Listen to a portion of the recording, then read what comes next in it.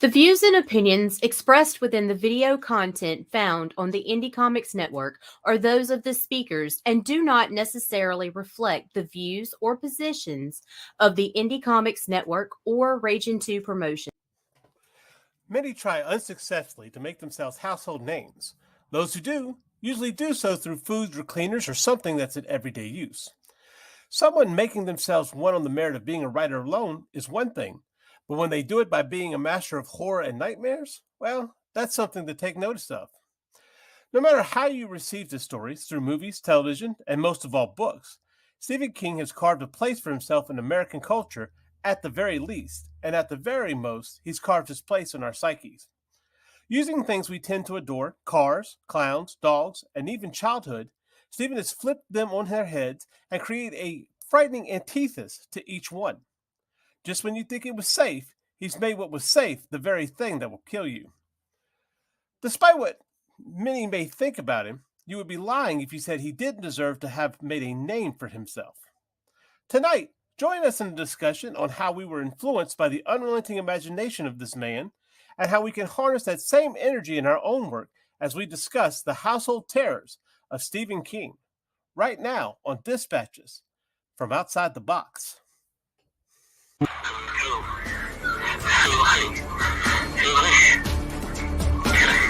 the spaces things exist, in the lines that form the network of your mind, behind the retinas of imagination, are the particles and peripherals that made you who you are.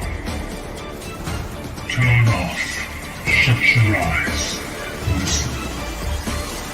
Dispatches from Outside the Box.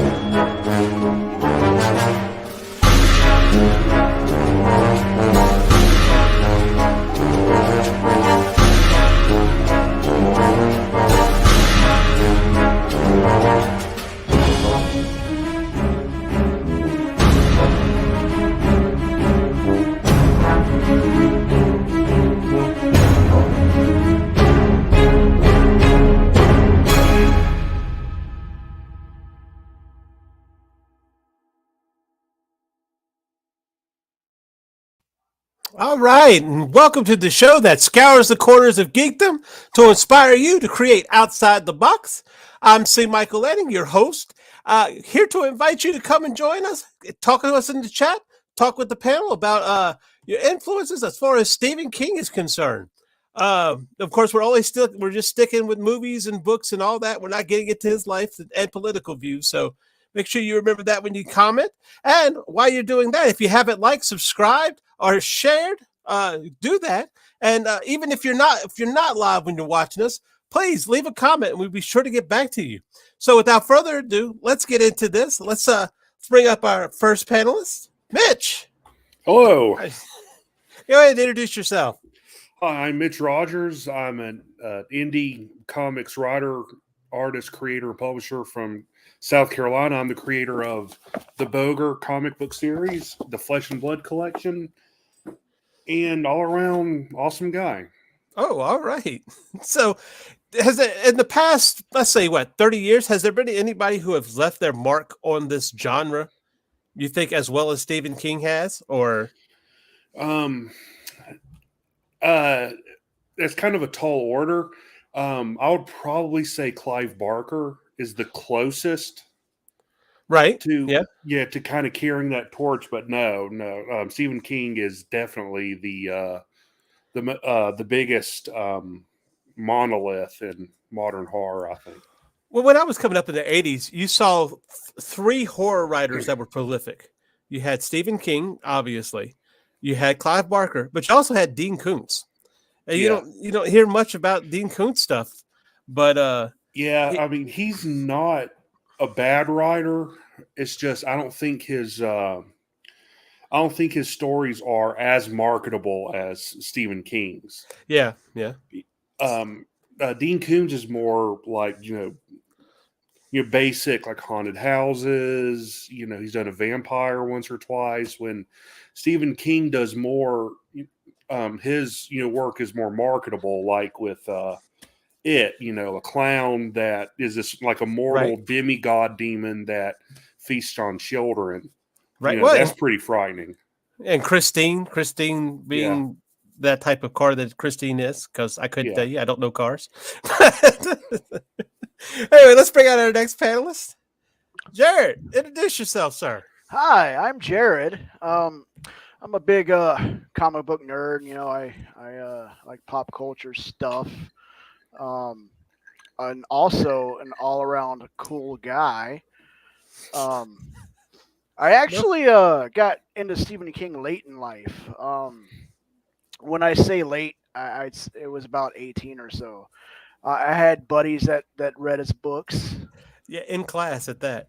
Yes. That one in particular. And, I was just like, reading sucks. I don't want to read a whole book, but I got into it later in life, and I started with Dolores Claiborne, which I probably shouldn't have started with that one. Yeah, that's a weird one to start with. Right. But I went back and I read a lot of the other ones. I love the Dark Tower series, mainly because it's everything. It's got horror, it's got comedy, it's got action, sci-fi. Western. It started out Western, and Isn't you were talking about Dean Koontz? Isn't he more of a kids horror writer? Or no? I mean, he was. Of course, the best-selling horror author of all time is Goosebumps guy. R.L. Stein. R.L. Stein. He is a kids horror writer. Yeah, he is a kids horror writer. Let's see. Let's bring out our next panelist and see what he says. Rodney, hey, how are you, sir? Everybody, I am doing well. How's everybody doing? Good. Good. Go ahead and introduce yourself. All right, I am Rodney Fike. I am artist, writer, creator. Been in the independent market, comics market for the last 30 years off and on. You can find me on Facebook, Twitter, and Instagram at Rodney Fike Art, or you can go to the Hazm YouTube channel. That's Hazzum, the Hazm YouTube channel, and find me there. And also on Saturday mornings at 10 a.m. right here on this network. We do Sketchy Saturdays, and you can find me again on this network on Thursday nights for Thursday Night Throwdown. All right. Awesome. Yes. Okay. So are you a Stephen King fan or thereof? And mine started way back in 84, 83, 84 with Silver Bullet. Oh, yeah. That's good. I was walking through a Kroger. Actually, I was in art class, and a friend of mine had the novel. And after school, I was in Kroger picking up something, and they had the novels on a beeline. And it had just come out, and I was like, ooh. So I picked it up and devoured it.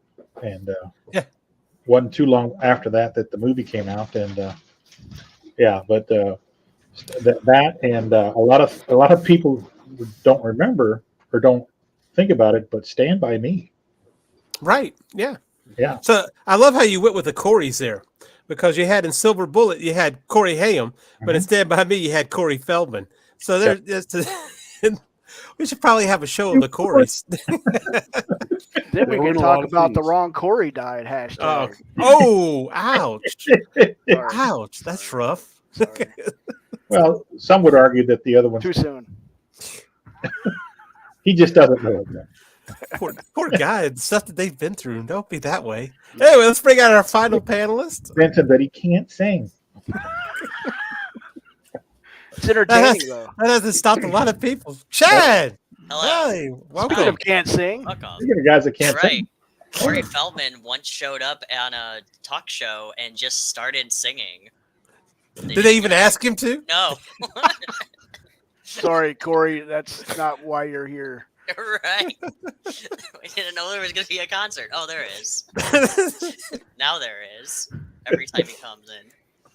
Chad, go ahead and introduce yourself, man. Hello, I'm Chad Perkins. I am the writer of Blue Lullaby through Marcosia Entertainment, and that's out, or Enterprises, that is out now. And also, live right now is Legend of Sparkle Dog, Don't Say a Woo on Kickstarter, my horror, furry, reality, multi-reality shifting horror adventure comic. Go check it out. We got some really great stuff in there. The link is in the comments. All right. So, it sounds oh. like... And I'm not done, see? Oh, I'm so sorry. Wait, there's more. And I'm also the host of Shots with Comics right here on the Indie Comics Network on Monday nights at 8:30 p.m. Eastern Standard Time. We get drunk, we're mean, we talk about comics and Sailor Moon. All right. Also, Tina, you want to introduce yourself? Hi, I'm Tina. Fike, Move over, Rodney. Hey, Tina. Move. come Get on, out of the way. don't like Stephen King. Oh, what? I don't like Stephen King. How can you You don't not like Stephen King? What? Oh, neither does Chad. That's okay. It's true. I don't like Stephen King. But no, seriously, I did get kind of tripped out with your post when you were reposting this about, he could write about any damn thing he wants. And it made me think of this. It made me think of this clip right here. Okay, for my 307th book, this couple is attacked by a lamp monster. Ooh, ooh. You're not even trying anymore, are you? When can I have it? That's fair. That sums it up. That sums it up. Because it's like that reminded me of the movie Maximum Overdrive. I've never seen it. I've never seen it. All I know is that? I've never seen So- it. All I know is it's Emilio Estevez. Of course, I haven't seen it. Green Goblin truck, man. He's the better Sheen brother. I actually met the guy who designed that Green Goblin truck. So, Oh, really? Yeah, the big prop. Yeah, he was at a horror convention. Very nice guy. You So, I'm trying but to that's like think. his claim to fame. He just takes it with him to shows. I would too, man. I mean, yeah, you should. You don't need anything else. You got the Green Goblin truck. That's what you make your money off of. Hell like yeah. millions. Although no, that's pretty sweet. There What are you we go. talking about? There It's we like, you make a remake, you better call me. I'll do the They did a Hobgoblin remake truck. of it. Oh, by the way, I do want to Did say they? that Dean Koontz does write like a children's book author. Have you read his Frankenstein book? Mm-mm. Oh, it's very, very simple. Like it's Like not, Game of Thrones simple. well, yeah. Like 'Cause a I couldn't baby read that can because it understand was like he was writing for a child. Stephen King is like the Nickelback of novelists. Yeah, that's a good way to That's a describe fair it. comparison, yes. Wow. Well, I remember they did do. I remember the only movie that I remember that they did based off of a Dean Koontz book. It was a Jeff Goldblum movie, where it was like Hideaway or something. No, He was like he had an accident and something has like psychic powers. Very Yeah, dead he's- zone-y. he switched bodies or something like That's that. right, yeah. It was something weird. I can't remember what the. It wasn't good enough to remember. Also, Dean Koontz. Dean Koontz. You walk by his books and you're like, I don't really want that. So, okay, so you said, Tina, you said you don't like Stephen King. Not his books, because I don't understand why anybody needs to put that many pages in anything to tell us. I mean, there's no. You must never have read Lord of the Rings. Oh my god. That book's not that long though. Yeah, they got big print in there because that's for teenagers. Well, here's the thing. All three of those books were supposed to be one book, so technically it really is a big book. Oh, okay. Yeah. They split it into three to Maybe that's like why I save don't money or something. Maybe that's why Brandon Sanderson, I can't really get into his Way of Kings books. Yeah, the publisher was like, "Yeah, this is too big." Bro. What always spoke to me, what's the Stephen King books that I could read were really his short story books. Night Shift, Great. Skeleton Crew, Nightmares and Dreamscapes. I think that it worked better as short little vignettes more than what you're talking about. I've tried many times to listen to it and Stand By Me. I mean, not Stand By Me, but Stand. Stand By Me was a short story called The Body. Yeah. Even But, Maximum Overdrive was based on a short story. Was it really? Yeah. Yeah. It wasn't Maximum Overdrive. I can't remember the name of it. Trucks. Trucks. Yeah, because it was remade as Trucks in the mid '90s. Oh wow. Oh. Carl says, "Good evening, everyone." Hello. Hello. Donna says, "Hi, guys. Hi." Hello. Hello. Look, Donna agrees with you, Tina. Me either, Tina. So, Tina, what horror writer do you like, if not Stephen King, the pantomime? Stephanie Meyer. No, it's funny because I don't really like any particular writer specifically. I like specific books. I did read Pet Sematary because it wasn't so thick. Right. And it was okay. I liked the book better than the movie. The Green Mile, I enjoyed that movie. I would say there are a few of his movies that I enjoy, but I find that there's one Dean Koontz book that I like called Intensity. I think that was what it was called. And the whole book was just very intense. But I mean, most of the time, other than that, it's the same. It's the same story with a different character. It's like It's like a Nickelback song. Hey, you said that. It just Intensity, Hideaway. I think they were all like one name. Yeah, book, yeah. Right. They're like one word, and all of them. I just remember. I feel like he was piggybacking off of the Stephen King, Clive Barker crowd. It just wasn't working for him. Right. Of course, I think he's gone now. But no, Dean Koontz is still alive. Yeah, he's still alive. Is he? Yeah. Yeah, he's still making them, unfortunately. Is he really? It's kind of like who's the guy that does the books that Stephen King can't stand? Has the Cross series. That Patterson guy? Patterson, yes, James Patterson. That guy, that's not even a guy. That's more of like an entity. Like, that's a corporation. Yeah, he works for him.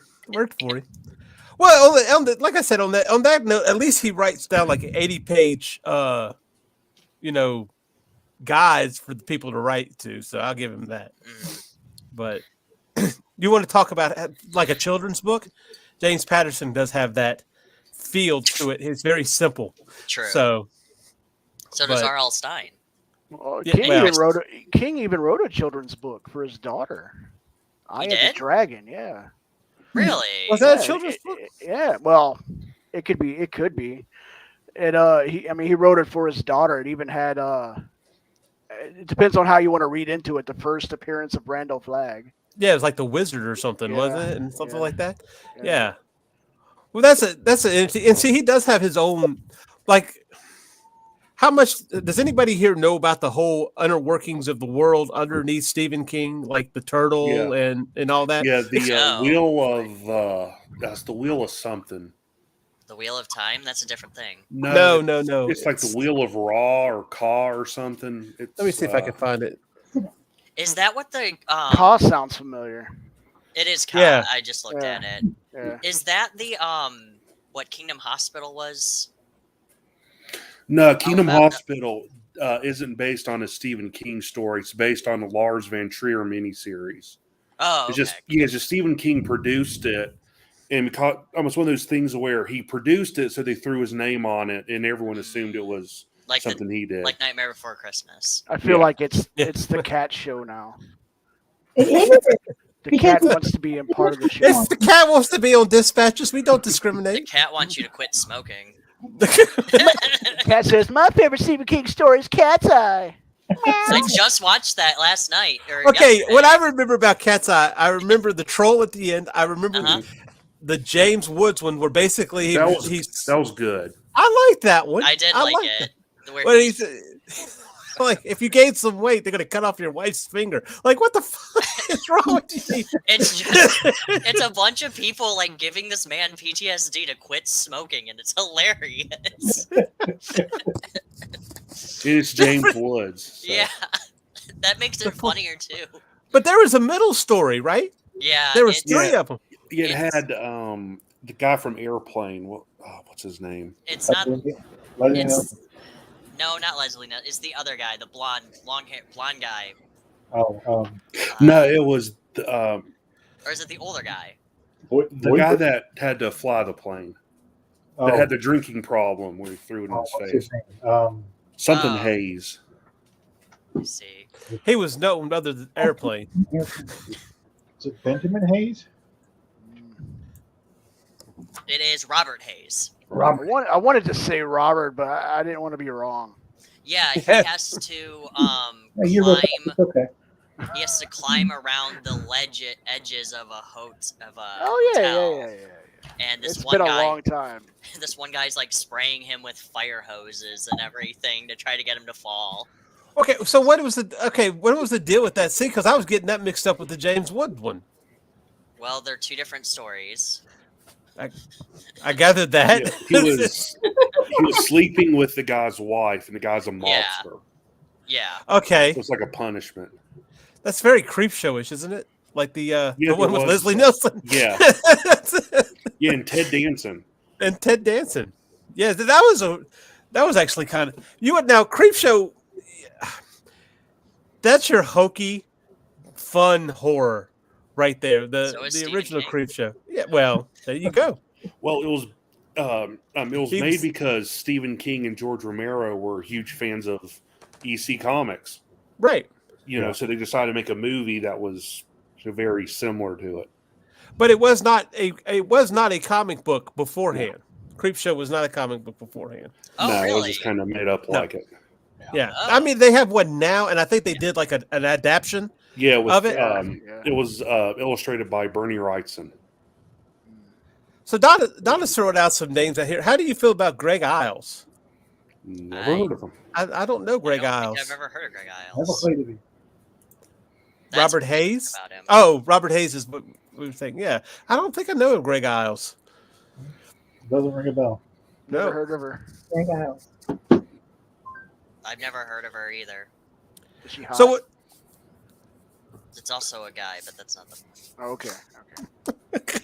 2022. Don't judge.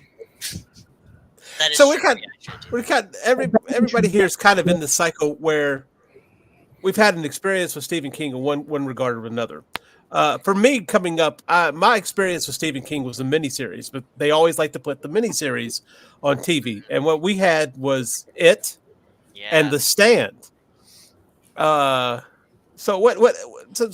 Rodney, I'll start with you. What was your first experience? As you said, it was Silver Bullet and everything. As far as was it also the movie? Your first experience with a Stephen King movie? That was American Werewolf in London. Wasn't that Stephen King? No. John Landis. It's Greg Landis, Iles. Yeah, Landis, that's right. Greg Iles. It was Silver Bullet. Because that was right around the time, I think I was a sophomore in high school. So I was getting in. I had just discovered Bernie Wrightson and all the weird comics and Tales from the Crypt and all that kind of stuff. And then all of a sudden everybody's talking about this book and then this movie. And it's just like I just took the plunge into it. So for me, when somebody says Stephen King, I immediately think of Silver Bullet and wonderful Corey Haim and the wheelchair and the. What always gets me is that movie has Megan Follows, and of course it has Gary Busey, but we won't talk about that. But, Oh yes, we will. If it's Gary Busey, we're talking about it's one of his best movies. It is. It really is. We're gonna talk about Ginger Dead Man in here right now. It's Gary Busey back when Gary Busey was sane, coherent. Yeah, He was a sane. motorcycle accident. I mean, was he really known at that point in time? He wasn't. He was just kind of coming up, wasn't he? I think the person who starred in that movie would probably just be Corey Haim. Gary Busey just got off of the Buddy Holly movie, I think. Right. pretty soon after that, he was in the first Lethal Weapon. Oh, that's right. Yeah. And then years Yeah. later, Predator 2. Yeah, Predator 2, yes. Mhm. Yeah. Yeah. Under Siege. I mean, come on. Under Yeah. Siege. That's when he started getting a little. Out there. Yeah. Well, he was getting typecasted, really. Yeah, that's the reason. But Megan Follows, in case anyone doesn't know, Megan Follows used to be Anne of Green Gables. That's what I grew up knowing Megan Follows as, was the Anne of Green Gables girl. Was she? Yes. And what trips me out is watching her in that movie. Look this broad up. Completely, without the red hair, completely different character than what she played in Anne of Green Gables. My mother was in love with Anne of Green Gables. Read the books, saw the movie, everything. And so basically, when I finally did see Silver Bullet, I'm like, oh, that's Anne of Green Gables. Oh yeah, yeah. It is. I'm not even sure if I knew who Corey Haim was at that point in time. You didn't? But I probably didn't. I mean, when that movie came out, I was probably 3. True. All right. Yeah. So if we're going to talk about how young you people are, Oh no! Hey, I was 5. There you go. There you go. It was the 80s. Everyone was young, right? Well, no, because I wasn't alive. because it Rub it really in. depends on what Respect era your you were elders. introduced to Stephen King on how your opinion's going to be about him. Because like I was talking to Chad, and Chad finds Stephen King completely ridiculous and silly. do. That's right. Very much so. Chad, why do you feel that way? He just writes about whatever he wants. And it's not a bad thing. Like that, I'm not saying that's bad at all. But like, he's the guy who can sit there and go, "Bro, I'm gonna write about a killer truck or the lamp monster." Okay, to be fair, you just wrote an awesome book called Sparkle Dog, dude. right? So I'm not saying I'm not a part of this problem. I'm not saying I'm not a hypocrite. kitchen sink, okay? But that's why I really do enjoy him, though, is because he's able to just make these weird movies like Cujo. It's about this killer Saint Bernard who looks way too happy to be there when you actually rewatch that movie. Well, to be honest, He's he didn't happy do because you the taste movie. good. He wrote the book the movie's based on.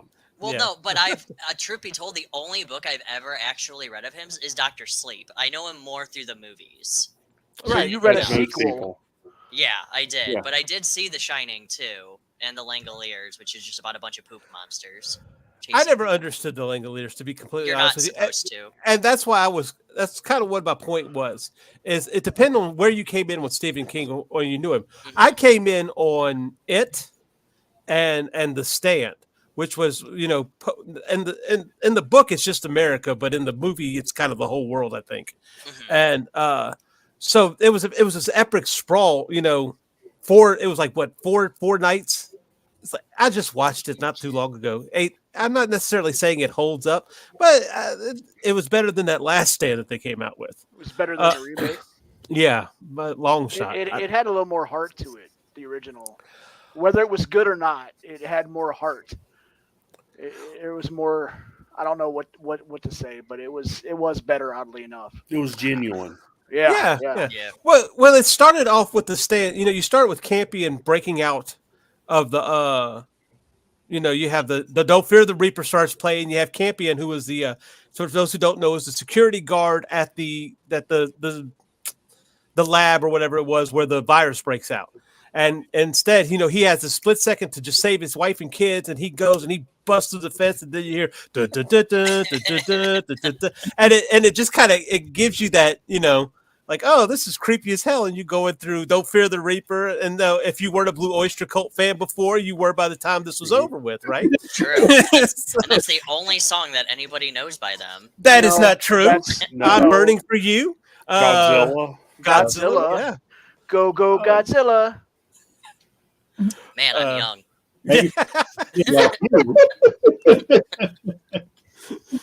No. I'm burning. I'm burning for I can't you. do that copyright. Anyway, I did. You can say the lyrics you can. without singing them. Yeah, you But it can't just sing doesn't- I'm burning for you. But do it like Don't William fear the Shatner would Reaper. say. It. Heaven help me. Don't. But I think what happens is because he was writing characters in these scenarios, because you've seen the scenario before. That's what the story is. Well, yeah. But you had like we've had in the 80s, you had Night of the Meteor. You had there was one that was about the rapture called Lightning Crashes. There are Lightning Falls or Lightning Strikes, something like that. I can't remember what it is. I'm confusing it with the live song. Anyway, but there, you had those post-apocalyptic.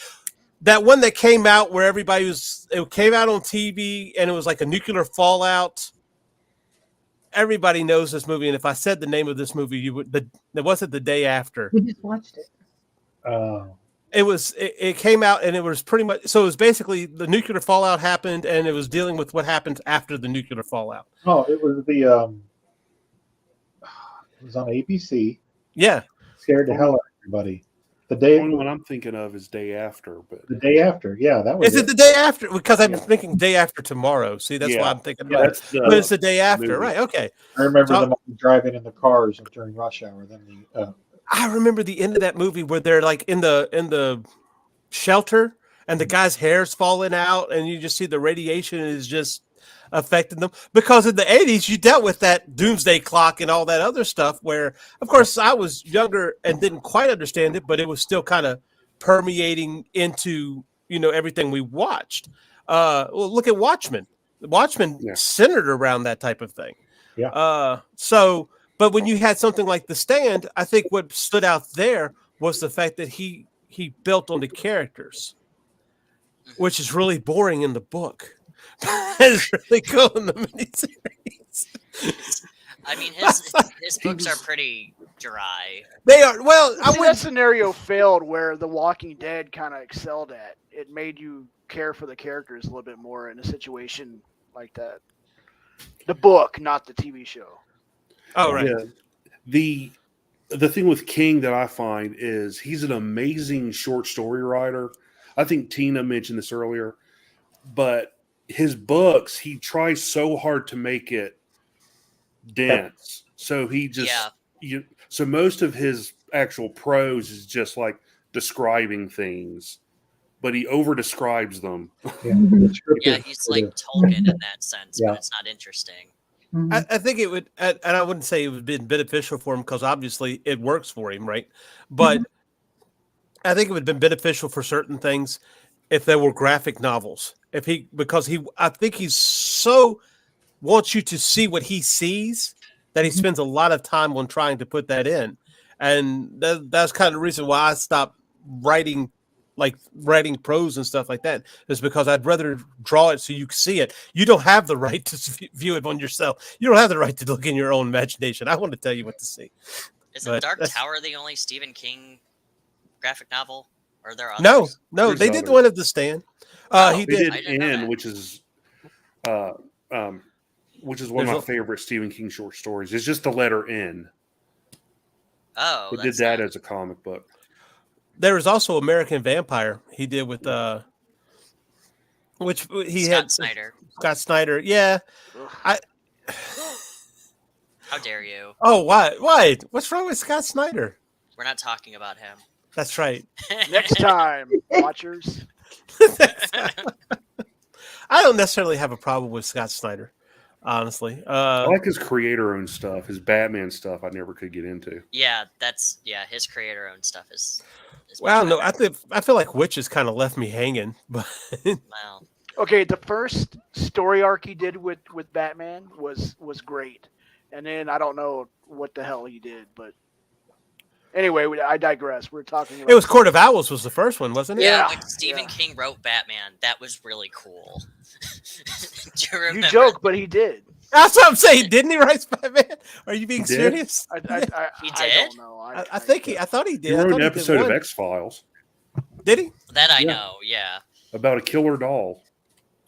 Did he really? Did Stephen King really write Spider-Man? Oh, Batman. We were talking about Batman. I could have sworn. He did. Yeah, I thought so. I don't know. Yeah, 1986 anniversary. I thought so. Batman number 400. No. Oh, Special Introduction by Stephen King. Ah, see, there you go. I knew there was something with Oh. Stephen King and Batman. I'm not buying this for $34. That's crazy. But even still, he couldn't have wrote those big old tomes though without having the. You had Carrie. I think Pet Cemetery was before it or The Stand. Also, Children of the Corn. That was a short story too. yes, that was in Night Shift. Yeah, and that was it. Was actually what was it? Children. They actually made a movie out of that before called Children of the Crow, which was a short. It was a short movie, a short film. And it was like a double feature with something. Yeah, it wasn't. It didn't stick around as well as Children of the Corn. No, But there's just something about that whole "He Who Walks Behind the Rose" and That's Randall Malachi. Flagg. You think is that Yeah. confirmed or? Yeah, I think he confirmed it in Dark Tower. See, I can't remember because you have to be careful because if you read it and you watch it, it kind of gets mixed up in your head. Yeah. And I don't remember the short story being that detailed as far as Malachi and Isaac and all that. But is it Malachi or Mordecai? whatever. Why do you have to Malachi. correct me? Not on my Is it own Malachi? show. Oh, Dad. okay. Sorry. It's Mordecai. Yeah, it's Mordecai. Mordecai. For the longest time, I thought that was the same kid from Legend, but I was wrong. It's not the same guy. I was like, that guy has done 2 movies I know of. Now I only know of 1. Anyway. Who Isaac. Isaac, he was cousin Ed in the Addams Family movie. Was he really? Yeah, he was an adult when he made It is Children of the Malachi, Corn not too. Mordecai. It's Mordecai or Malachi? It's Malachi. Sorry, I had to double check. No, I was right. Yeah, we're right. Yeah. Wow. Well, that's because they're both biblical names. That's why. Sorry, Mitch. I interrupted you. Go ahead. Oh, okay. Just that the kid that played Isaac wasn't really a kid; he was an adult. Right, You know, and he has some kind of I forgot what it is, but it's where you don't really age as fast as most people. Benjamin Button. Well, No, that's aging that in would be reverse. reverse. You come out as an old man. I still don't know how that works, and I would not want to be in the birthing room when that happened. Can you imagine a doctor saying, "Kill it with fire"? Just fucking kill it. No, it comes out and it's dead. It's just like rotting corpse. Oh, it's de-aging. Oh, okay. He's like a vampire. And it knocks the drawer in the corners off in the corners. Hey, let me out. Can you imagine being 50 years old and finally going through puberty? Oh my god! Oh man! Well, they took him to a whorehouse, didn't they? In that, like he was like old. I don't know. I fell asleep. Oh my gosh! No, that I felt like that movie tried to be poignant, but it didn't really realize what it was. The story it was telling. Was it an F. Scott Fitzgerald story too? It was somebody. So. Wasn't it? It was someone legendary wrote it. I can't remember. Right, Tarkovsky or something like that. Yeah, it was like Big. Someone the sex scene in hoity-toity. Big is a little creepy. Yeah. It's like all I know is one of those names that you saw written on the Barnes and Noble wall outside when you see all the old people and you're like, I don't know who these guys are. I just know the names. But, but what sucks about Children of the Corn is the first one. I remember it being good. I'm sure it probably doesn't hold up. It's probably still a little hokey today. Yes. But it does have this iconic flair to it, Yep. where murderous children worshiping this demon god that walks among the corn. There's something there. Tale as old as time. Yeah, right. But it's really kind of interesting because when these adults come into this town, and because my wife and I we watched it, and I go, can't they just push these kids over? Somebody spank these little bastards. like none of these kids. Only Malachi, I think, is the only one that's powerful enough. These other kids are just they kind of do things based on the convenience of catching the adults off guard. Pretty much, yeah. But I'm sure they're all armed too. I mean, it doesn't matter how many or how young they are. If they're all armed and it's just 2 of you, it's kind of like zombies, right? That's why you hit them with your car. Like 1 or 2. But yes, 1 or 2 zombies. It's like, oh, that's not too big of a deal. We can take care of that. But then when you got a freaking horde of them, that's a whole different story. That is actually one of the because I was very young when I first saw that movie. I thought it was hilarious when I first watched it back when I was I don't know, 8. Who? But children, It. Pennywise. It. You know, Yeah. Bill Skarsgård. Tim Curry. Wait, Bill Skarsgård or the Tim Curry one? What? The 2017 one? Not the 2017. You're talking about the 1990? Yeah, I was like 8 that. when I saw the Bill Skarsgård. Thanks. No, No. yes, of course the Tim Curry one. What were you saying, Jared? It's like that meme. You can tell a lot about a person depending on how you know Tim Curry, what movie you know Tim Curry from. Yeah. Yep. No, but Children of the Corn was probably one of the movies that did scare me when I was little. For some reason, the scene where the kid comes up behind the man and just stabs him in the back and then just keeps stabbing him repetitively. I'm like, oh shit. You want to be a kid and be scared from a Stephen King movie, The Shining, with the old lady in the room? Yeah. Oh my god. Oh man. Oh my Yes. god. Imagine being a kid. Oh, in the bathroom? I Yeah. was that kid who was scared to shitless because of that. Oh, man. And he hated that movie. Yeah, he did. Stephen King hated that movie. Well, He didn't like how Kubrick took liberties on it. Yeah, that was an accident. Well, it's not just that, but he it was a personal thing for him because he wrote it when he was like really into drugs and alcohol. And Jack Torrance is essentially like a author surrogate for Stephen King. So in the end, when Jack Torrance redeems himself by basically letting the hotel explode to save his family, that was essentially like Stephen King trying to redeem himself, and then to turn him into some just a psychotic killer where he freezes to death trying to kill his own son was like a slap in the face. So I can kind of as a writer myself, I can kind of see his issue with that. Yeah, it kind of takes away the whole premise of the story, doesn't it? Well, King is a little bit better than, say, Alan Moore, He's also not, yeah, because he doesn't insult everybody he comes in contact with. Only if you redo his books. If you make his books into a movie, he doesn't even have to see it. He just hates it. Oh, Moore? Yeah, wow. Yeah. Wait, that's a whole other. Yeah, at least Stephen King will show up in his movies, right? Yeah. Yeah. A lot of them.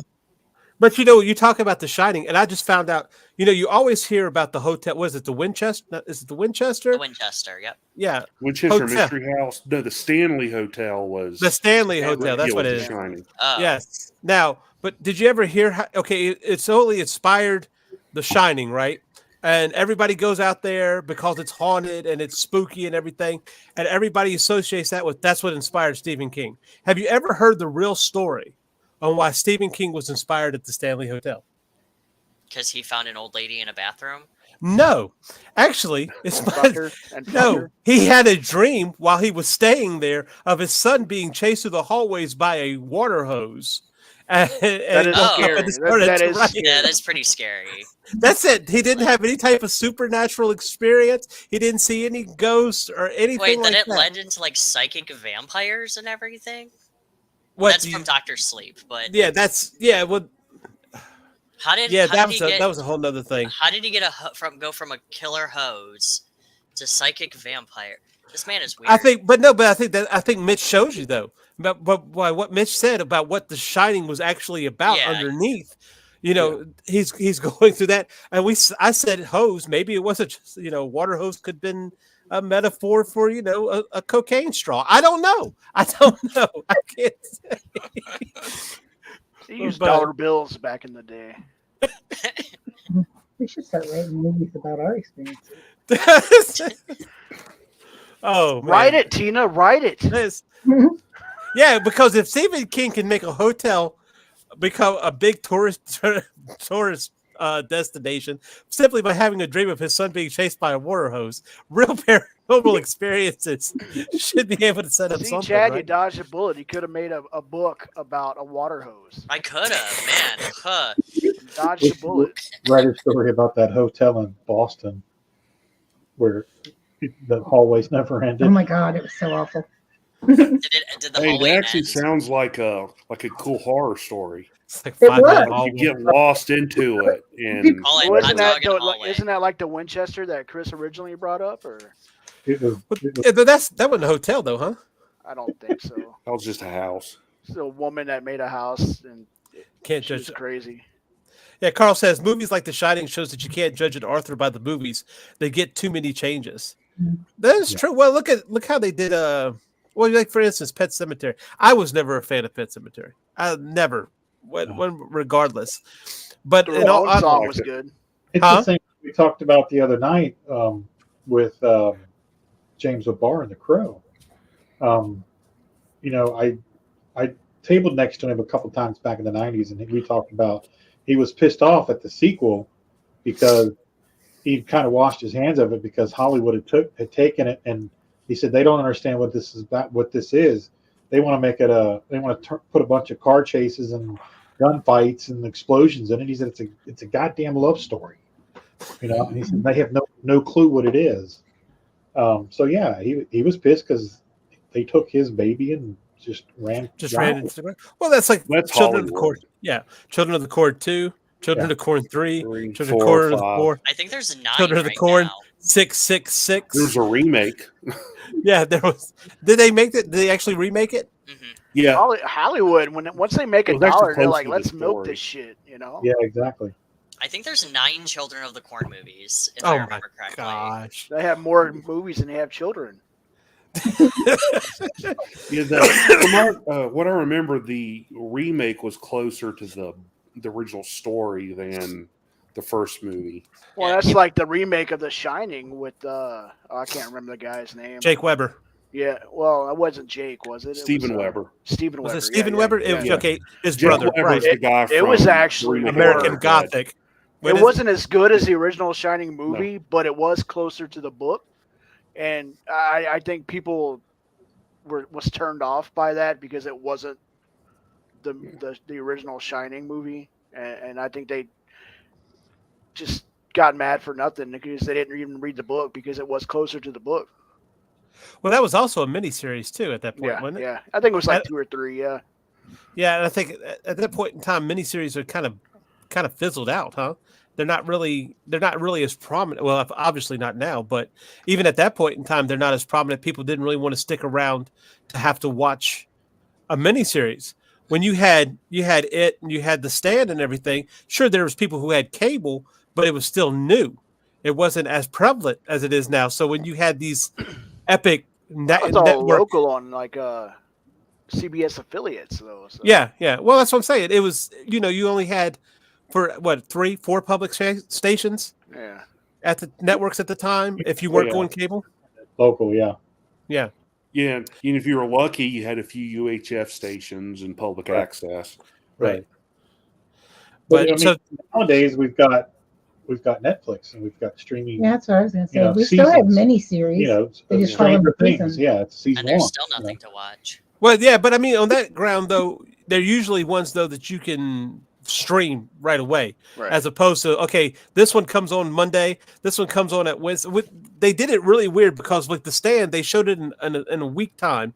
It was what you show. It was like a Sunday night, Tuesday, Thursday, and then Sunday again, or something like that. And you had to kind of keep up with what the time was, but you had no choice in that. But if you tried to come back and do that later on, when there was a lot of choices out there, like Sci-Fi Channel and stuff like that, I don't think this miniseries stood up as well. But that's just me. I'm talking out of ignorance because I haven't looked at the statistics No, or that's anything. just the advancement of technology. I mean, Oh yeah, and when it was 3 channels and an independent, your evenings were planned by TV Guide, okay? And if you Right. missed Yep. before VCRs, you were screwed. You had to wait till the summer reruns to watch it. Or the they had printed TV guides too. Yeah, we did. Yes, we Yeah. did. That was so weird, Yeah, huh, that's- Chad? I was around when that was that was a 90s thing too. We used to have You were We around also when it was had on them in- glossy paper. we Though. can change the channel. Change the channel. Golly, I've never felt so old. But that's I the was the thing. remote control. I had to I walk remember- up and turn the dial. I Yeah. remember back when they had TV guides and newspapers. Yeah, the Every antennas. Sunday, you Yeah, have like a yeah. little Oh, right. magazine type. Yeah. Oh, yeah. It showed all the. Oh, poor kid. Ellie. Okay, so let me ask this question: is that what helped get a foothold in American households to make Stephen King a household name? The TV Guide. Yes, the TV, Well, yeah, especially yeah, the TV. things Guide. like It, Well, no, but it Stand, contributed. Well, yeah, because those are things that. Langoliers. I think because of TV and at that time where it was in its development, your 4 channels, he was in the right place at the right time because that afforded him the opportunity to become a household name. You know, if he would have hit now, he'd just be another name on the internet. You know, but he hit back then when things made a bigger splash because it was self-contained through your household. Right. And everybody would watch it at night, and they'd go to work and they'd talk about it, and word of mouth got around, and he sold more novels and more novels. Well, let's make another movie. Let's make another movie, and he was a benefactor of all that stuff. Yeah. Right place, right time. Right. When I was a kid, TBS would always have, like on a Saturday, they'd always have like at least one Stephen King movie, Yeah. whether it be Mhm. The Shining or Silver Bullet was on there a bunch. Yeah. The Salem's Lot miniseries. It Right. was done back in the 70s. I have a question. So is it like everything else where they told you were supposed to like Stephen King because they made all his movies and they told society you were supposed to like Stephen King, so you did? And all the people fell in line and liked Stephen King? Like You Harry know, Potter. I don't really think, not with me anyway, because I sure I grew up watching The Stand and It, but I wasn't really into it until I actually started reading his books personally, and then I liked it. But that's just me. I can see where you're going with that, because it is very sheepish, and that's how a lot of people are. Like, case in point, the Game of Thrones. You know, they shove it down your throat, so you got to like it, right? Right. And the guy's a Yes. shit poor writer, in my opinion. But Hey, I agree. You're not alone in that. I agree. him and Stephen King were on a panel, and George R. R. Martin, he asked him, he goes, "How do you do it? How do you crank out so many books? I can't even finish one." And he hasn't. Like 10 years, people have been waiting on his last book. And what did Stephen King tell him to do? I don't remember, man. He told him to write. Just freaking write. That's one thing that's always prevalent to me, and I was glad to hear him say it. Write your first draft. He doesn't seem to understand that George R. R. Martin is more worried about going over every sentence with a fine-tooth comb every time he writes it, as opposed to just get out the first draft. And I think that's why. That's as what old as made he him is, say that. as old as he is, you'd think he would know that the first draft is almost never going to be perfect. If it is, it's because you were really on some good shit that night. You know what Well, I mean? but he also made his name also doing the same thing James Patterson did, honestly. Because if you look at his wild card series isn't written by him. He might have 1 or 2 books, but he had other authors come in and write on that, on that same premise. So that's probably why you can't finish Winds of Winter, because he's too big now. No one's going to write for him without coming out saying they wrote it. yeah. You know? right. Yep. But Well, to I answer Tina's question, go ahead. I was going to say that I think George R. R. Martin is one of those writers that kind of goes under what Tina was talking about, where people say you're supposed to like it, so all of a sudden you like it. Because before Game of Thrones came out, most of the people, even in my like inner nerd circle, quote unquote, if you call it, didn't even talk about George R. R. Martin. Then all of a sudden Game of Thrones comes out. Yeah, I never heard of it until, and I love Yeah, I fantasy didn't and either. sci-fi. Yeah, Game of Thrones comes out. Everyone is the biggest George R. R. Martin fan. It's I remember when the books started showing up at Barnes and Noble. And I was like, and they were wrapped real nice and pretty and real nice covers and everything. And I read the back and I was like, this sounds interesting. And then I heard a couple of people in the next aisle over talking about how awesome they were, and I was just like, okay, but I put it down because it's just like. Well, it's just like anything else. When you base a book or a show on shock theory, on shock, eventually you run out of shock. So you have to have story to make up for it. And if it's not there, then that's not you're not gonna carry. That's why But Eli Roth isn't around anymore. Who? Yeah, I think like Eli Eli Roth Roth. now is like doing documentaries on horror now, isn't he? Yeah. Right. He was the one that did Cabin Fever and Hostel. Hostel. Hostels, Green Inferno. Shock horror instead of Yeah. actual horror. But Or what gore. but what Tina was saying, when I rewatched The Stand and you had Ruby D on the stand, and she was the old woman saying, mayhaps she is and mayhaps she ain't, that drove me up the freaking wall. I'm like, hey, nobody talks like that. I don't give a damn, especially coming from the South. I don't hear people talk like that shit. Right. And I'm sure, the top panel here can vouch for me on that. Mayhap you haven't heard, everybody. Shut up. Anyway. I'm going to say that from now Billy on. Bob Thornton Yeah. said in an interview about, when people try to act Southern, it's always, all right, come on now, son, we're going to go hunting. I've never Well, heard someone talk like that. That's what pissed me off about True Blood, man. Don't y'all They're- watch people, moonshiners? Come on. Yeah. I live on the foothills of Appalachia. That's what pissed me off about True Blood. We all They're have- from we all come Louisiana. from None hollers. of them sound If you like wanna they're from see- Louisiana. If you Yeah. want to see a real hillbilly, watch King of the Hill Boomhauer. Boomhauer. I know people like that. That's I met people like that in Alabama. yeah, right. But Yeah, but as Texas, far but when he's you an do honest to God hillbilly.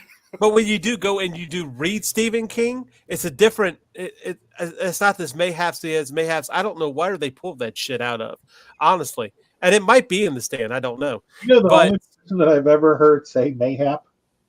Thor. Yeah, right. Oh, yeah. Mayhap you were correct. Yes. Thor, he's the true hillbilly, I guess. Thor from Nebraska or Mississippi.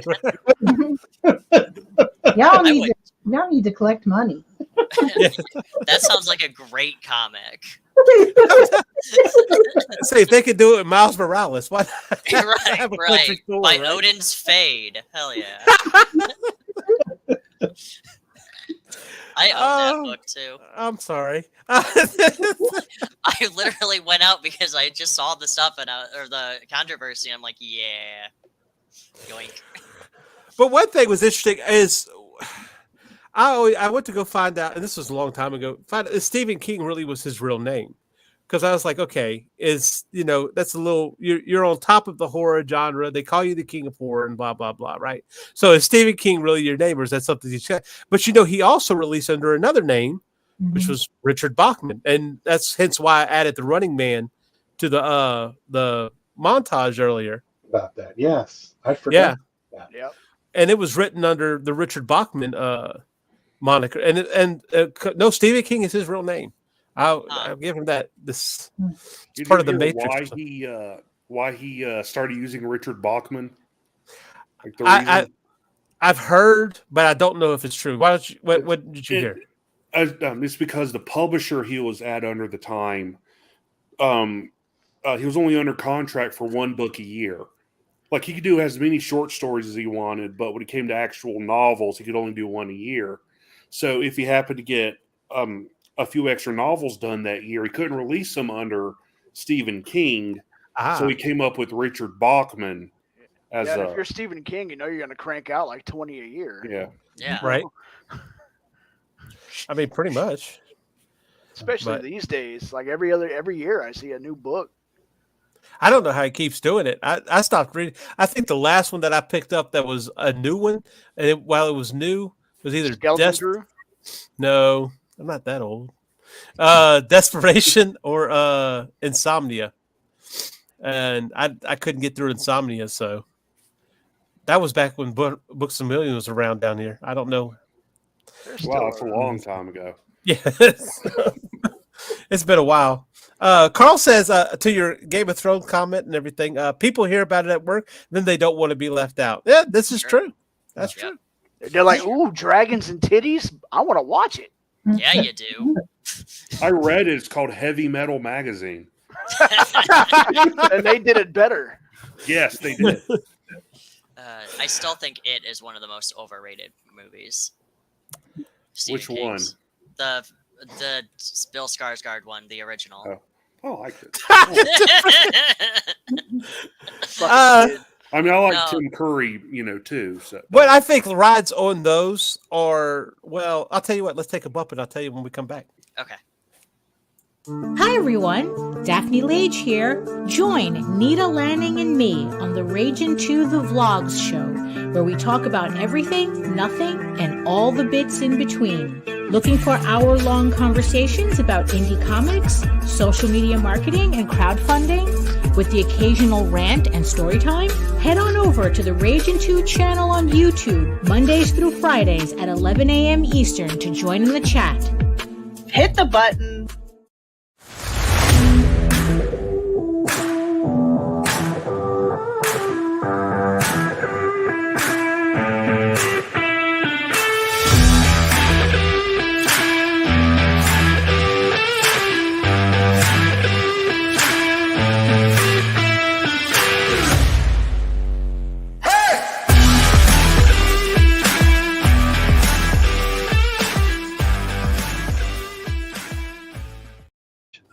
All right. Just reminding you, if you have a crowdfunder and you want your books out there and safe, but you need to save money, check out Gemini Mailers and use our coupon code RAGIN10 to save yourself 10% on all the Gemini Mailers. Not only that, also other things from what I'm understanding in the store. So check that out. Be sure to use RAGIN10. And then if you want to ask a question, have a comment for us to address on the show, have an idea for a topic you want us to talk about, email Chad because he's the one with the hot opinion, apparently. Or you can email us at raginabc@gmail.com. There's no such thing as a dumb question, maybe just dumb opinions. Anyway. No, email Kit. He'll tell you. Oh, that reminds me. I want to tell you something about that. Anyway, no, I think what the thing is with it is What is it? it came out at a time where it fed on nostalgia for and the new one did the same thing. What you had was a lot of adults at that time who grew up in the 60s era. And so it kind of fed into that nostalgia. Oh, I remember that. I remember riding my bike around the neighborhood. I remember, that kind of thing. And I think that's what helped to stick with people. Same thing with Stand By Me too. Yeah. So yeah. Well, most of his stuff, like sometimes they come back. I'm telling you, what is the deal with the bullies in a Stephen King world? They will pull out knives. They will freaking cut you. Yeah, they beat the shit out of you. Usually bullies just beat you up and I want to kill you. Yeah, right. Well, they're like chasing after it, they were raping people too. Oh my gosh. Yeah. Well, Kiefer Sutherland was the bully in Stand By Me. Stand By Me, yeah. Yeah, he basically played the same character he played in Lost Boys, just a greaser instead of a vampire. People here I haven't seen Game of Thrones to say I think it'd be what you'd like. I don't know whether to be flattered or pissed. Donna's gonna cut somebody like a Stephen King bully. Hey, I watched the show. I watch House of Dragon. I'm caught up on House of Dragon. I'm behind on House Dragon. The guy still isn't a very good writer, though. Yeah, well, somebody else is writing that, though, right? Yeah. Yeah, he told that actor, he's like, your Viserys is a better Viserys than my Viserys. I'm like, that's because you didn't write him. Yeah. But I think that's what it is. It's that if you go look at it, you have your reluctant leader, Bill. You have your picked on kid, what was his name? Was it Ray? The one with the broken Ben. No, the fat kid. Oh. You had Ben.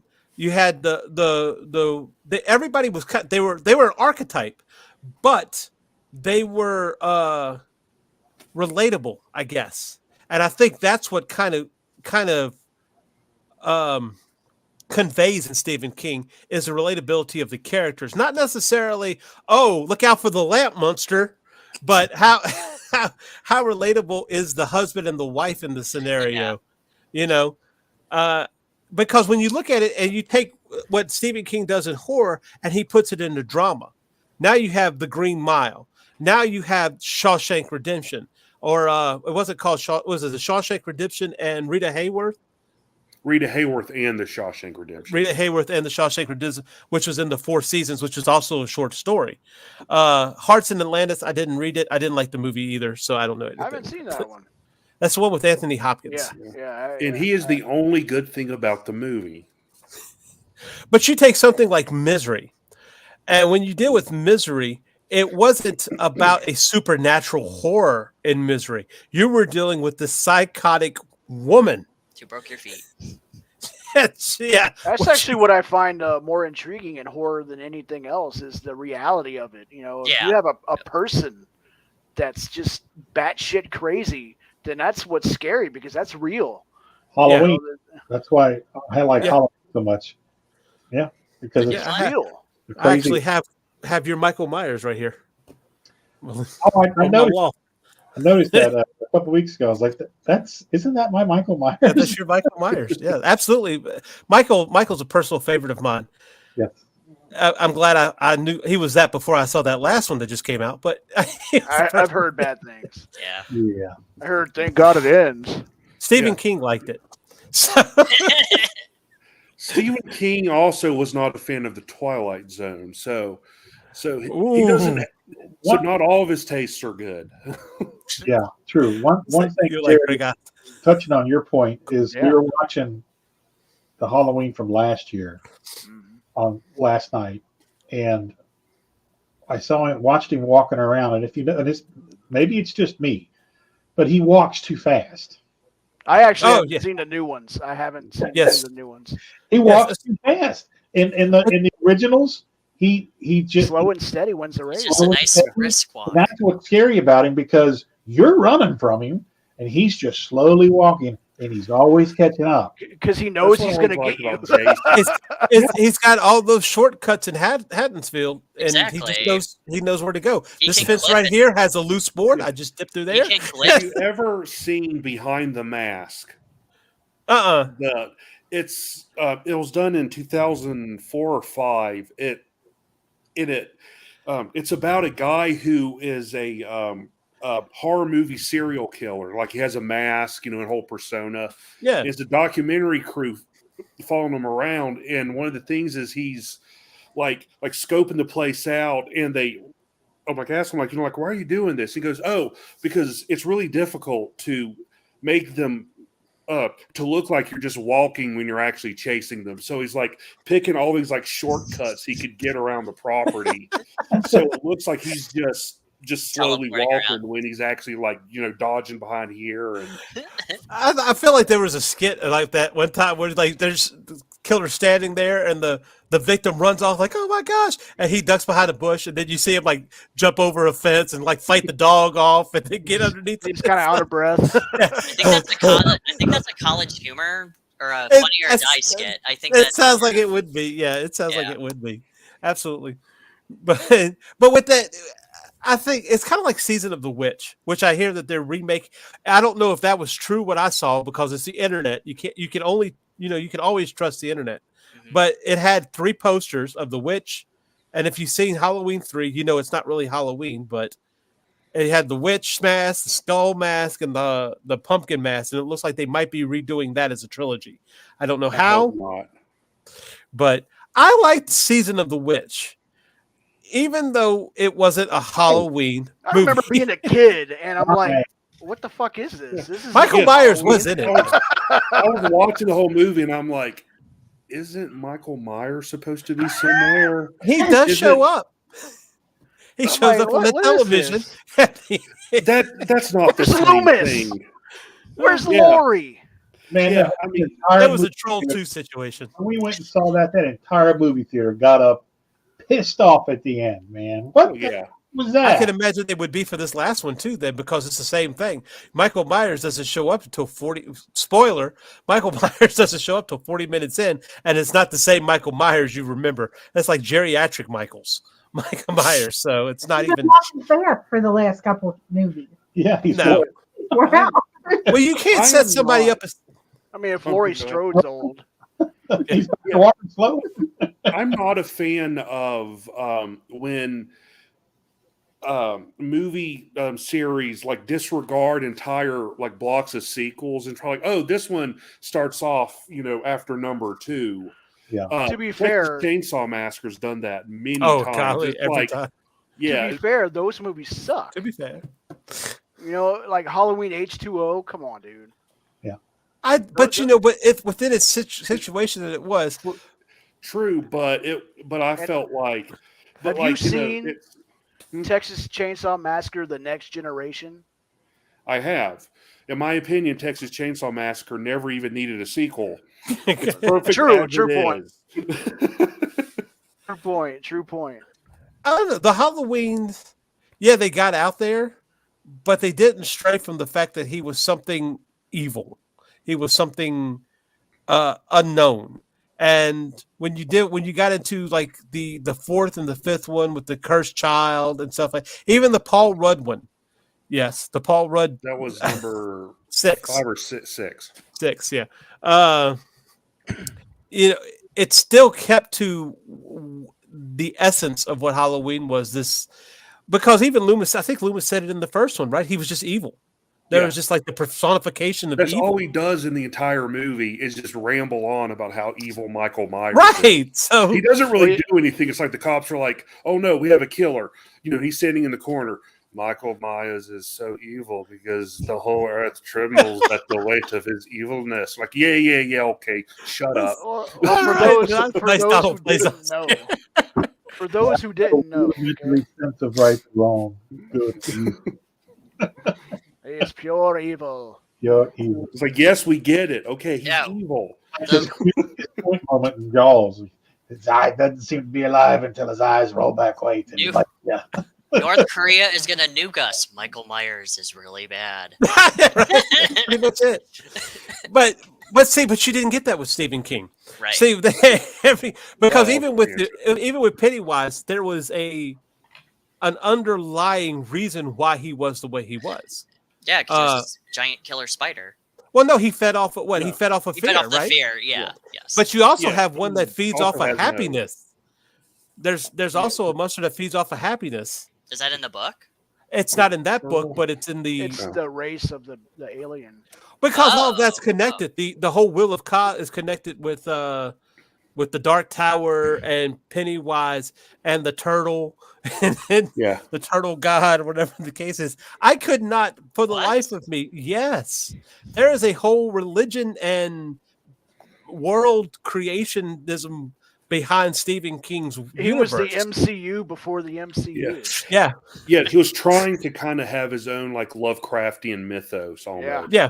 Which is, it's probably the closest like Lovecraftian monster in Stephen King's whole universe.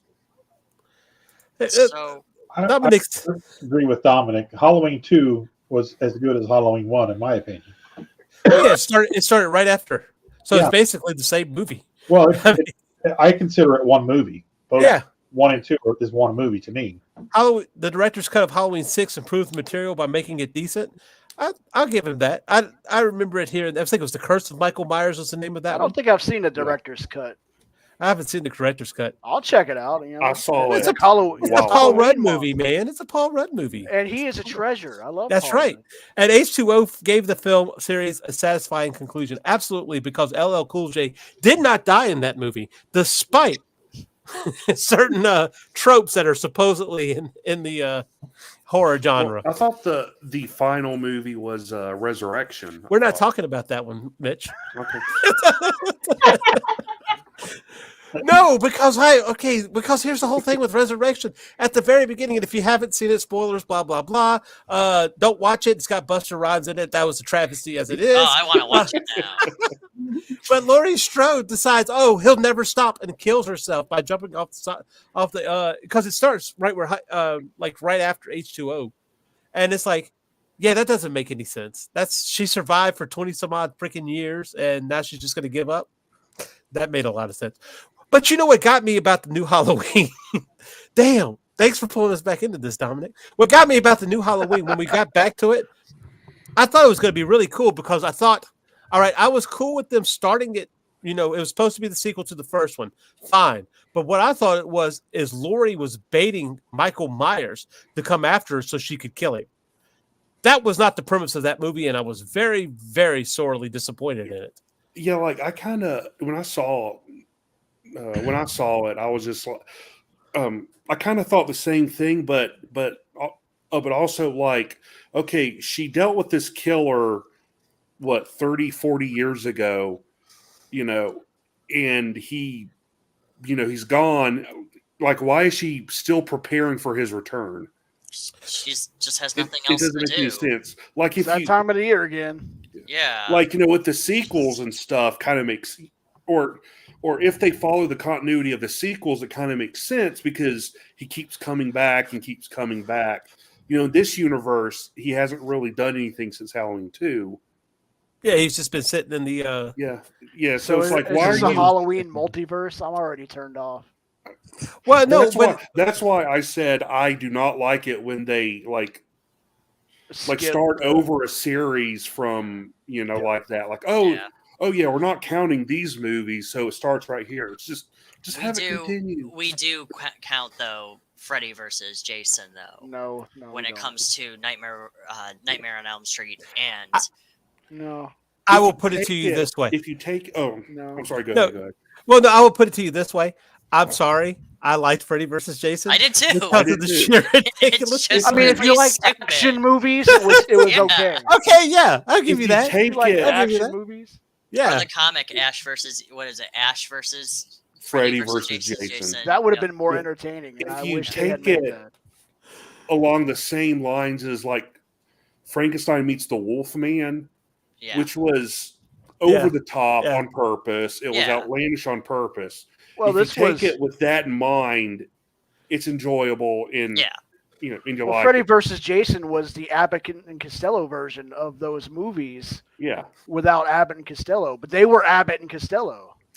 Yes, it wasn't Freddy supposed to be versus taken seriously. I mean, because you take Dracula, Frankenstein, and the Wolfman, and they were serious characters. Then Freddy hadn't been a serious character since the first Nightmare on Elm Street. Yeah. Really, And I love Dream Warriors. I love it. Who doesn't, right? I mean, that's just the case, and that's why. But I thought it was clever that he went to hell. He was already in hell. They didn't pretend like Freddy's dead didn't happen. They didn't pretend like that didn't happen. A New Nightmare is a totally different thing. Freddy's dead did happen. Freddy's in hell. Jason's in hell. He makes his way over to Jason's cell to convince Jason, because Jason can come back, as we've seen through the 8, 9, 10 freaking other 9, we won't count 10 other 13th movies, right? And he convinces Jason to come back and go kill people on Elm Street so they'll remember him to bring him back. I just thought that was kind of clever, and they didn't have to put that much thought into a Freddy versus Jason movie, but they did, and it's worth recognizing. It's a fun movie to see two movie monsters fight each other. That's it. Godzilla versus Mothra, or Godzilla versus King Kong. Could you imagine like Cujo versus Christine? Oh, right. Oh, Christine just goes back and forth over the dead body. See, that was one that did not interest me, and in fact, which one, Cujo or Christine? Christine. Oh, Cujo's hilarious. The John Carpenter movie. It just does. It's a car thing. I'm not into cars really. I like. And one thing that I think is it too scary for you? Huh? Is it too scary for you? Oh no! Killer cars. Is it because cars are real? So are dogs. Stephen King is very relatable. Are they? Because cars are real. Well, one thing that I've kind of noticed when they adapt Stephen King movies, from the books, Christine's a prime example. Is in the movie, it's just a car that's alive. It's never really explained. Like in Cujo, it's he gets rabies and starts killing people. Right, in the which book, did happen. Yeah, which in the books, like in Christine, it's actually the daughter of the first guy who owned the car died in it, and it's actually possessed by her ghost. So it's not just a random car that happens to be alive. Oh, that makes way more sense now. Yeah, and Cujo is which could happen. A dog that is possessed by a car. No, he's possessed by a serial killer. Because it's a sequel to The Dead Zone. And in The Dead Zone, John Smith helps catch a serial killer who is resurrected in Cujo when the bat bites him. Really? So it's not just, Wow, I did not know that. Wow, I did not know that. That's The why Dead Zone. movies don't always do it stuff justice, because they leave out whole things like Man, that. it makes Cujo way cooler. It just goes to show you that he had that connected universe way back when. Yeah. Oh yeah, there was something. Well, he's an agnostic. He doesn't have any kind of beliefs per se, but he doesn't know. And and so he kind of creates his own, that he has his own creation story. He has his own, Religion. mythos and stuff. Yeah. I feel like any writer would probably have an idea of their own. Well, you start coming up with some well, look at Pet Sematary for that matter. You've got this thing where you take dead animals, you bury them, and they come back. There has to be some kind of driving supernatural force behind that. What is it? A lot of people were disappointed when they did that in real life, and nothing happened. Yeah, I tried that all the time. Yeah. Why? But have they not watched Pet Cemetery? It never ends well. Yeah, right. It doesn't end well. Well, you don't do people, Chris. But you did. The cat was an asshole too. Don't forget Wow, that. cats are assholes before they die. Yeah. So can you imagine? Mine is sitting in my chair right now. It's 18 to show you. I like the fact that in did he Pet perk up? Sematary, Yeah. there's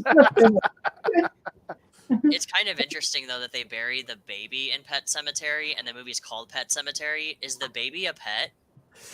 Like No, they children explain are that pets in the until they get a story job. that it's just a pet cemetery, but in No, the story it's like, Look. since it brings the pets back, Look, let's No, also I- bury people. Dominic has a little bit more of a grip on this.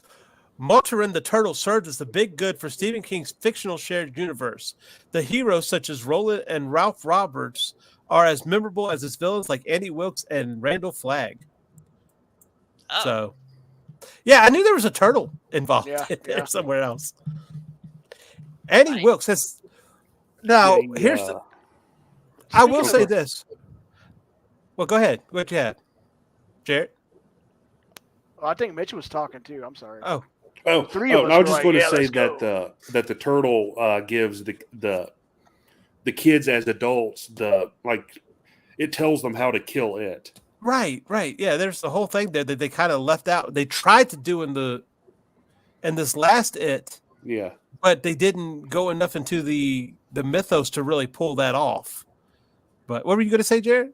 I was gonna say, has anyone seen Castle Rock? I was just about to bring that up. Yeah, That was yeah. exactly what I was about to bring up. Because you get to see the whole Unfortunately. backstory of Annie Wilkes. I actually thought it was pretty decent. I'll be honest with you. I never saw Misery before that. Oh, really? Never. I was never interested enough to see Misery. And when I saw it's the girl from Mean Girls Yeah. that plays Annie Wilkes, and she Which does one? such a Lindsay fantastic. Lohan? No, not Lindsay Lohan. I can't The one remember that's her name. the Greek girl that was her friend with the gay guy.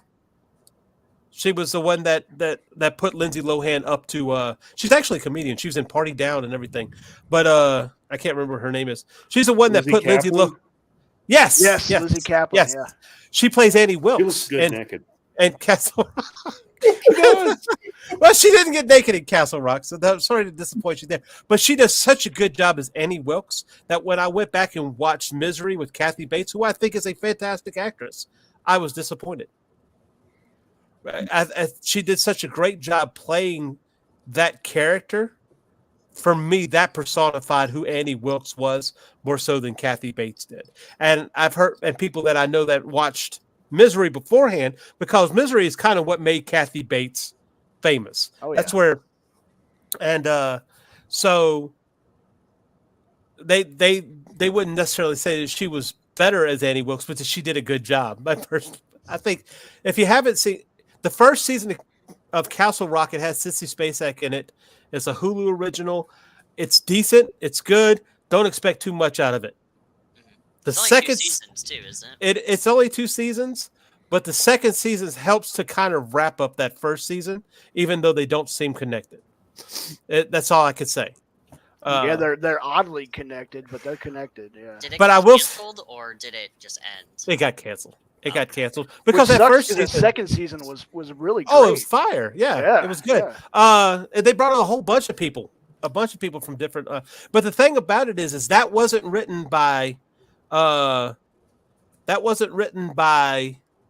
Stephen King. No, not at all. No. Because his last Castle Rock story was actually Needful Things. Yeah. He said, I think he blew up the town at the end of Needful Things, didn't he? I have to reread it. In the book, I Probably. think Yeah. so. So, but which I thought was interesting because you haven't heard. I know you've heard stories in Derry, you've heard stories in other parts of Maine or whatever that he made up, but not Castle Rock. He stayed away from Castle Rock for a while. I assume he's stuck with that. So, well, I just thought it was really well done. I mean, they connected Salem's Lot to. They even talked about the store, Needful Things, I believe, or it was mentioned at some point. But I thought it was really well done. Yeah, it was. I thought so too. And and by me in Castle Rock. Yes. Yeah. That was it. Well, that's where they were from. They walked out of Castle Rock to walk back into it. But yeah, it was Castle Rock. Yeah, a lot of his stories were Castle Rock. I think Cujo was Castle Rock too, wasn't it?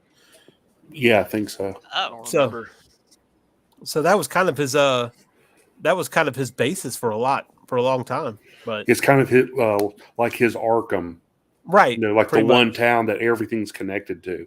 Yeah, now it's kind of come down to where it's Derry. Everything's shifting towards Derry, and I don't know if that's him or if that's just everybody. But before we go, I want to touch on: did anybody watch Under the Dome? No.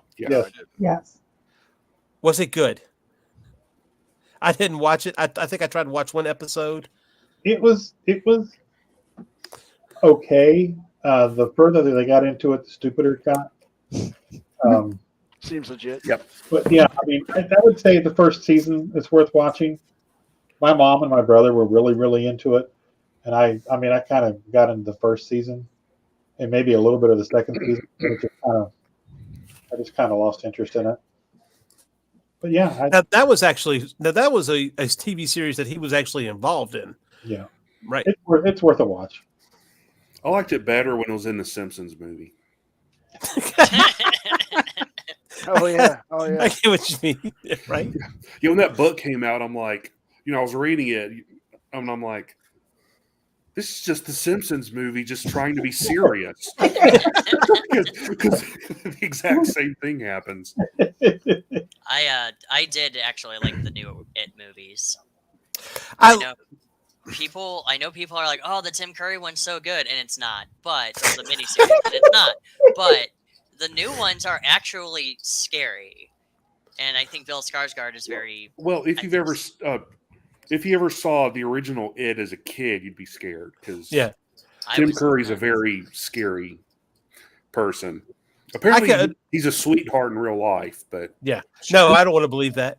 The one thing that I find interesting, and Chad, I don't mean to pick on you, but well, no, it's fascinating to me the differences in experiences just because of age. Sure. Because I'm probably the oldest person here, so when I was exposed to King, it was the four channels. You didn't have a lot. You grew up with the internet, so you had exposure to things on a global scale. So you were kind of desensitized to it. But back in the 80s, everything was your little small town, and Stephen King stuff scared the shit out of you. It had more of an impact because you didn't see as much of it. So your imagination had more to play with, to fuck with you more. Whereas now, it's just everywhere. handed to you. Yeah, exactly. Yeah. So it's fun. It's funny for me to what I'm always very interested in your opinions about the older stuff and the remakes because your generation perceives it all a completely different way than we do. I like the remake as its own thing. I loved it. And the original miniseries as its own thing, and the book as completely different than all the other two because it ends with an orgy, basically. You know what I mean? Right. So, you can't do that on television. Not also movies because of who they. Of how young they were.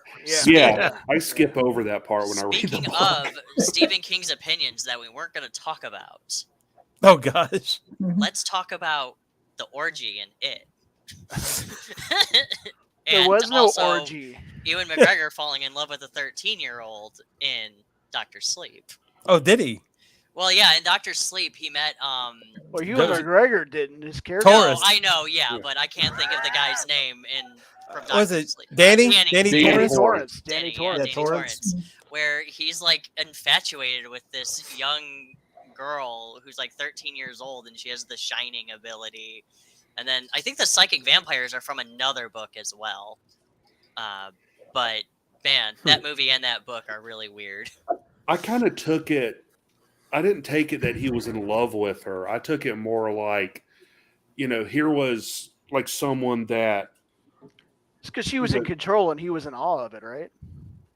That makes sense. Yeah, more or less. Like, Yeah. like I forgot the guy's name, but the guy from The Shining did to him. Like, he kind of took him under his wing because he noticed, here's a kid that has The Shining like I do. So it's kind of like a mentorship thing. I really don't know how you read being love into it, but okay. Well, I mean, but if you take. He describes her very well. Stephen King, man. Yeah. Well, yeah, but you also take into consideration too, if you take Stephen King's past on adolescent infatuation. Yeah, I mean, you could definitely read something. Read it, Chad. It is also a possibility because I was listening to the audiobook of Dr. Sleep. It does come off that way because sometimes the tones are different. This guy that read it kind of sounds like he's like, yeah, he's like, this woman, this 13-year-old is. Oh God. God, I'm going to jail. Well, the thing about for you take it though, it has to be adapted, and it can't be adapted directly from the book. No. And the reason, well, besides the orgy, but because when you look in the sewers, what scared the kid in the sewers wasn't zombies or anything like that. It was actually the Universal monster Frankenstein, and that was what was scary to them. And the 1960s was that the I think it was the 60s that was in the book too, right? Like late 50s, early 60s. Yeah, right. So that was that was what they associated with horror. But you try to pull that off now, and Frankenstein shows up in the sewer to kill a kid. It's like that's just not going to translate well. It's kind of like what the hell is that? Now I want like somebody to crop in or like make a video of Frankenstein in that sewer scene where he like pops up and it's just like the goofy like the old black and white monster. Yeah. That would be hilarious. Yeah. Carrie White, on the other hand, is more of a tragic character than an evil one. Oh, absolutely. She's definitely the sympathetic character in that. Her mother, Margaret, and the bully Chris are bastards. Yeah, because she basically, I still need to read Dr. Sleep after The Shining, because she kind of had that ability as well. Yeah. But what we kind of see, what kind of garnered why she was the way she was because she got fed up with it. She pulled a Michael Douglas. That's what she did. And she pulled a Falling Down. She was very relatable. Yeah. The Ritual of Chud wasn't handled well in it. Chud. In It Chapter 2. It sucks. Mortrin got left out again in the adaptation. Yeah, like I said, I think what they kind of alluded to it when they're in the quarry in the first one, and he said, "Hey, I see a turtle." And that was about as much as you got. But I think the fear was, just like I said about the Frankenstein thing, is how that was going to be received on film versus, what you read in the book. But always read the book. It doesn't, or listen to it. I try. None of us can read. So speaking of, let's go around the room, introduce, we already introduced ourselves. But tell everybody where we could find you and all that. And I'll get my words right in a minute. Chad, you're up.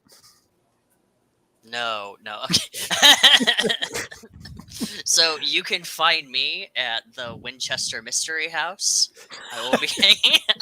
You can actually follow me on Twitter at Casual Nerd Chad, where I will just update and do random stuff on my Twitter, and also any of my other upcoming projects. You can also find me on Monday nights at 8:30 p.m. Eastern Standard Time on Shots with Comics right here on the Indie Comics Network. And you can also follow The Legend of Sparkle Dog, Don't Say a Woo, out now on Kickstarter. It's a multi-dimensional reality shifting furry comic. I'm just gonna use that label now. It's easier. It's a lot less random than Stephen King. It is, yes. If you like Cujo, it's a lot like that. And the Langoliers. I was hoping for more Tommy knockers, but oh yeah, we need to, Chad. We need to revamp your Kickstarter. and drop some more Stephen King in there because people will buy it then. Oh, Yeah, right. okay. If you like Stephen King, If you You like, like Cujo. Imagine if Cujo Yeah. was a furry. Yeah. well, this isn't anything like that, but still, if you like but Stephen King, did you like clowns in the sewer? Sparkle if you Dog. think we all float down here, get a load of this book. Tina, tell us where we can find you. Usually in the basement with him. Oh no! Chains? Somehow. So many thoughts just came across my mind. Yeah, I was about to say. That's why I said with Tina, chains. Rodney, blink twice if you need help. You can find me at hasm.com. So I'm the person that makes the Hasm go. He's the one that creates it, and I make the Hasm go. That's right. Rodney? Hasm has to have gas. That's right. All right, Rodney Fike here. You can find me on Instagram, Facebook, and Twitter on Rodney Fike Art. Also, the Hasm YouTube channel. And you can go to hasm.com and check out all of our books, Peanut Pudding and Jelly, Unchained, Pitter Patter, and Roadkill Rampage. That's hasm.com, Hazzum. I'm here on Thursday nights for Thursday Night Throwdown, Indie Comics Network, as well as Saturdays at 10 a.m. with John Celestri, Mike C, and or C Michael. Just the letter C. Yeah, just Saturdays at 10 a.m. Eastern time. So. What's your you have a topic this week for Throwdown? Yeah, werewolves. Werewolves. Cool. Werewolves with Sean Forney, Rob Maltari, and Adam Fields. Yeah. I'll Yeah, definitely check that one. We've had Rob up with about werewolves before too. It was a fun show. Does Yeah. Rob It'd be do really a cool. werewolf book? I have no idea. No, he doesn't do a werewolf book. He does many werewolf books. Yes. They all do werewolf books. It'll Yeah, be right. a fun night. Yeah. And this is producer C. And this is producer C. Yeah, I was gonna say, who's the third wheel there? Hello, Producer buddy. C. Otherwise known as Sherman or the Sherm. You can find him right there in that chair. Yeah. All day long. Yeah. This is my He just chair. wants you to know, rub on him. That's all he wants. Just wants you to Oh, He Jared. that. Jared, where can we find you, sir? Well, you can find me right here. No, you can find me on Facebook. My name Jared Lockhart 8080, or Instagram. I don't know what my name is on Instagram. I apologize, but I do post a lot of stuff and some drawings and stuff like that. I got some stuff in the works. Who knows? Maybe something will happen. Dream of mine is to publish some comics. So Yeah. who knows?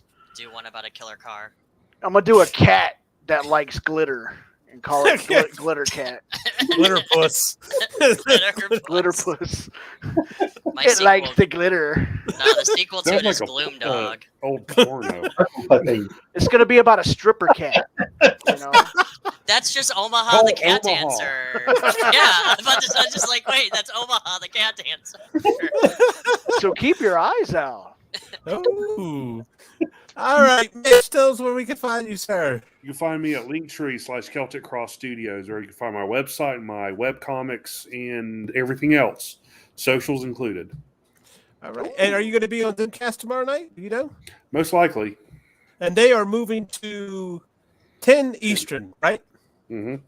All right. Last So, time I checked. that's also right here on the Indie Comics Network with Randy Zimmerman. So check that out. And I'll kind of put these up before we go.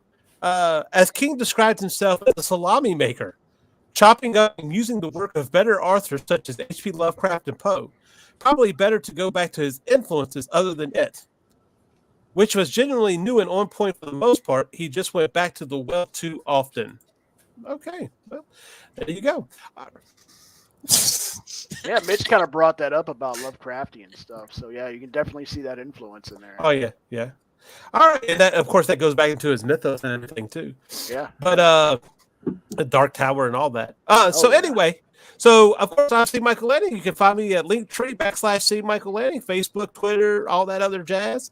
And of course, right back here again next Tuesday at 9 p.m., 8 p.m. Eastern, where next week we'll be talking about haunted houses real and fake. So come join us as we close out the spooky month with a spooky topic. And with that, I will say good night. I already peed my pants. Me too. I peed his pants. I'm curious, did you give so many people nightmares? What about you? Do you get nightmares? Do you ever wake up in the middle of the night and have you had a really scary, dream? Pass them on. It's sort of like passing a gallstone. Right. Just pass them on to other people. And so you you give nightmares, but you yourself sleep fine. It's more blessed to give than receive, Conan.